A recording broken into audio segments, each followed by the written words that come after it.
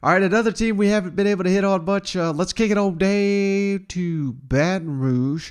We're underway, of course, the first spring under Brian Kelly, and so many moving pieces. There's so much uncertainty across the board. Still, not really much of an update here on Keishawn Butte. Where's he at? Again, that February 1 transfer rule, all of a sudden that if you're worried about losing Butte, you ain't going to be losing to an SEC school. That's for damn sure with that deadline pass. But who are we going to have at quarterback? What about the offensive line? Those are the two biggest issues looming in Baton Rouge after the last couple of seasons of just inconsistency on the offensive line.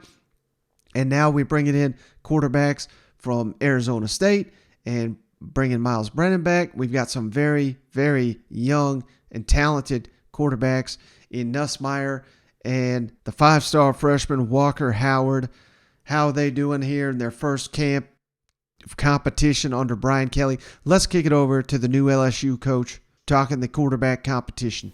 Just when it comes to those quarterbacks, what are your thoughts on what you've seen from them for the first half of spring ball? I think each one has some different traits and characteristics. They all can play here. They all are not going to be able to play at the same time. So we're going to have some difficult choices to make. But each one of them has some different characteristics that kind of allude to what I mentioned in terms of I think each guy can do some things differently, and we're going to have to be putting together the offense to highlight their skill set. So it's been fun. It's been interesting to learn a little bit more about them. And then it'll be our job to get the best out of them and tailor the offense accordingly to what their skill set is. So, of course, Kelly comes with a reputation being an offensive guy, being a guru, but more so than even quarterbacks, the position group that has really thrived under Brian Kelly during his college career is that offensive line. And interestingly, it seems like it's come together a little bit quicker than anticipated, and a lot of that has to do with a 5-star true freshman, Will Campbell, locking down that left tackle spot. It's very, very, very rare that you see a true freshman come in and lock down such an important position, but I do not recall a time where a guy's basically seemingly locked it up in spring, in his first spring on campus. It sounds like Will Campbell has done that, and it's allowed LSU to kind of focus on the rest of the offensive line and is helping solidify the ongoing competitions there in Baton Rouge. So let's kick it over to Brian Kelly on how the progress of the offensive line, and he was asked a follow-up question on the outstanding freshman Will Campbell. Seems like, you've been mixing and matching on the offensive line a good bit, just trying stuff out. Yeah. I guess, how has that been going? How are you feeling about that offensive line so far? I think some pieces are starting to, come together there. We moved Campbell, to the left tackle position. I think he's done a really nice job there. It gives us a little bit more flexibility moving, now you've got, Dummerville and a Wire, to kind of tag team. And so, with Dellinger coming back, he gives us now some flexibility. Now we can move him inside.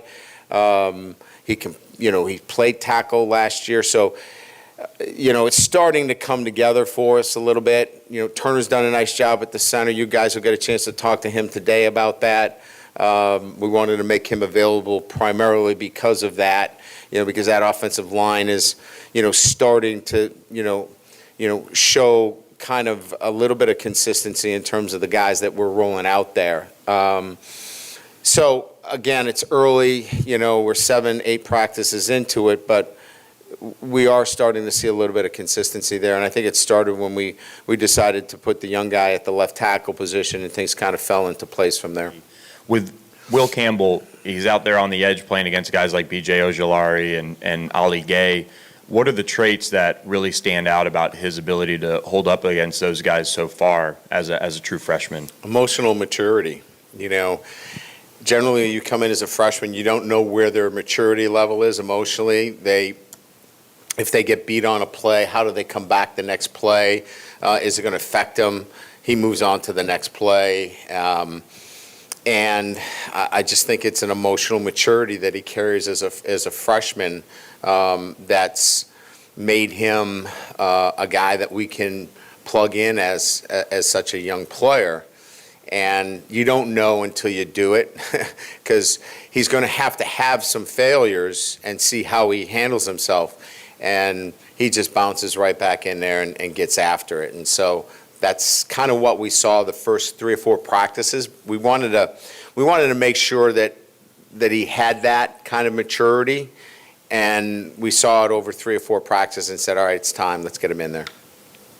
All right, so like I was saying, I mean, if Brian Kelly, and just go look at his track record there at Notre Dame, how many offensive linemen this guy helped develop, All-Americans there for the Fighting Irish, got guys drafted in the NFL. When he's throwing down these comments on a true freshman, that's really something. So, hey, if nothing else, you come out of spring practice with your offensive line, your top 5 potentially settled.